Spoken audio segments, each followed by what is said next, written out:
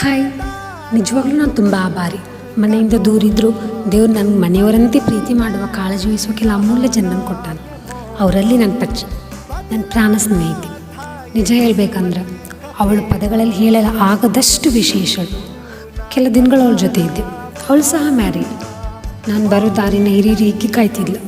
4 ದಿನ ನನ್ನನ್ನು ತನ್ನ ಸ್ವಂತ ಮಗಳಂತ ನೋಡಿಕೊಂಡ್ಳು. ನಂಗೆ ಇಷ್ಟವಾದ ಅಡುಗೆ ಮಾಡಿಕೊಟ್ಟು, ನನ್ನ ತಲೆನ ಬಾಚಿ, ನನ್ನ ಸಣ್ಣ ಪಾಪುವಿನ ಕೈ ಇಟ್ಕೊಂಡು ದೇವಸ್ಥಾನಕ್ಕೆ ಕರ್ಕೊಂಡವ್ರು.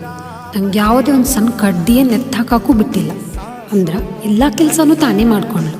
ಅವಳ ಜೊತೆ ಮನೆ ಚಾವಣಿ ಹಾರಿ ಹೋಗುವಷ್ಟು ನಕ್ಕಿದ್ದು, ಹಿತ ನುಡಿಗಳನ್ನು ಕೇಳಿದ್ದು. ಅವಳು ನೈಟಿನೇ ಹಿಡ್ಕೊಂಡು ಅವಳು ಹಿಂದೆ ಸುತ್ತಾಡಿರೋ ನೆನಪು. ಅವಳು ಅಂದರೆ ನೆಮ್ಮದಿ ನಂಗೆ. ಅವಳಿಗೆ ಗೊತ್ತು ನಾನಿವ B.Ed. ನನಗೆ ಸುಮಾರು ಬ್ಲೌಸ್ ಸೀರೆ ಯೂಸ್ ಆಗುತ್ತಂತ. ನನಗೆ ಬ್ಲೌಸ್ ಫಿಟ್ ಮಾಡಿಸಿ, ಹೊಸ ಸೀರೆ ಬಟ್ಟೆನ ಕೊಟ್ಟು, ಅದಕ್ಕೆ ಮ್ಯಾಚಿಂಗ್ ಇಯರಿಂಗ್ ಮತ್ತು ಬಳೆನ ನೀಡಿ, ಮತ್ತು PGಗೆ ಹಿಂತಿರುವಾಗ ತನ್ನ ಕೈಯಾರೆ ತಾನೇ ಸ್ವೀಟ್ ಮಾಡಿ ಇಷ್ಟವಾದ ಮಾವಿನಕಾಯಿ ನೀಡೋದು ಮರ್ತಿಲ್ಲ. ಆದರೆ ಹೆಚ್ಚು ಮನಸ್ಸಿಗೆ ತಾಕಿದ್ದೇನು ಗೊತ್ತಾ, ನಾನು ಹೊರಡುವಾಗ ಇಬ್ಬರ ಕಣ್ಣಲ್ಲಿ ನೀರು ತುಂಬಿತ್ತು.